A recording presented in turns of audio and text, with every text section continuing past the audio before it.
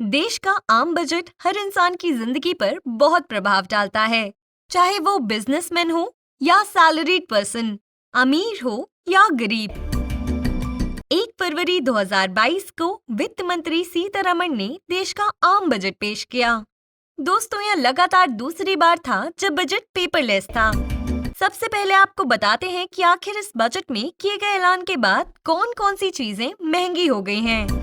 Budget की सारी बातों को समझते हुए हमने जो निचोड़ निकाला है उसके अनुसार अब विदेशी छाता, imitation jewellery, loud speaker, headphone और earphone, smart meter, solar cell, solar module, X ray machine, electronic खिलौनों के पार्ट्स इत्यादि महंगे हो जाएंगे। दरअसल इनमें से ज्यादातर सामान विदेश से आता है और उस पर टैक्स थोड़ा बढ़ा दिया गया है।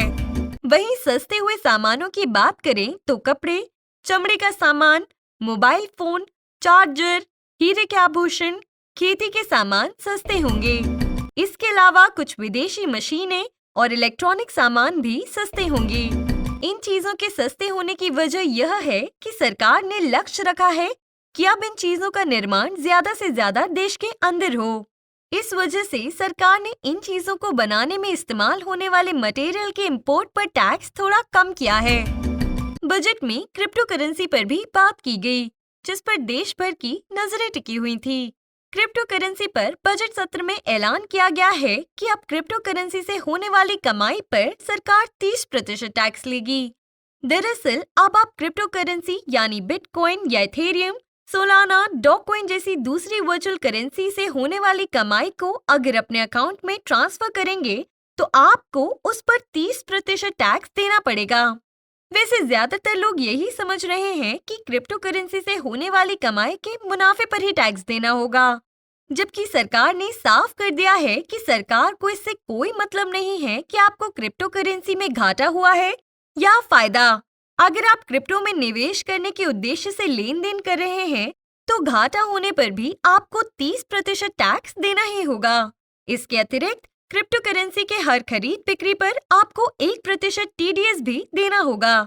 वैसे घाटा होने पर भी 30% टैक्स जले पर नमक छिड़कने जैसा ही मालूम पड़ता है। वहीं केंद्रीय सरकार ने एक और ऐलान किया है कि बहुत जल्द रिजर्व बैंक ऑफ इंडिया अपनी डिजिटल करेंसी ब्लॉकचेन तकनीक के माध्यम से लॉन्च करने जा रही है और यह एक लीगल टेंडर होगा।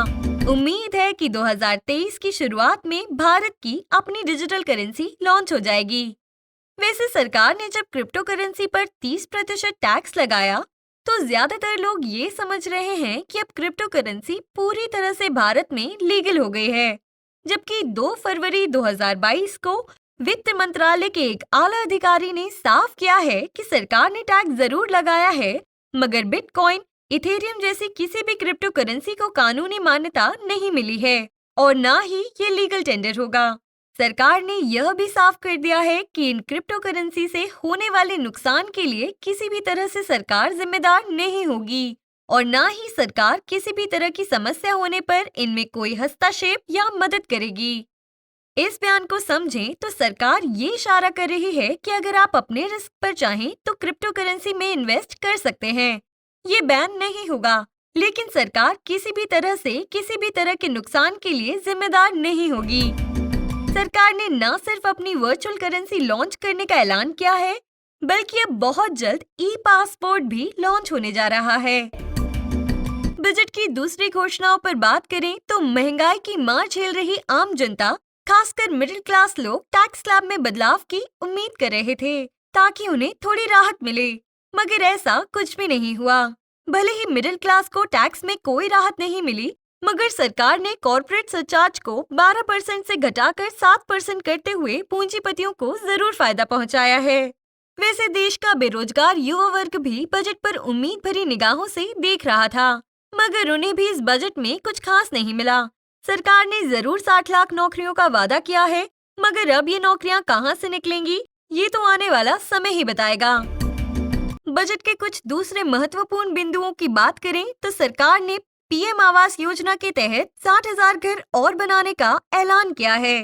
5 बड़ी नदियों को आपस में जोड़ने का फैसला हुआ है। इसके अलावा गंगा नदी के किनारे सिंचाई की व्यवस्था तथा ऑर्गेनिक खेती को बढ़ावा देने के लिए योजनाओं को बढ़ावा देने का ऐलान हुआ है।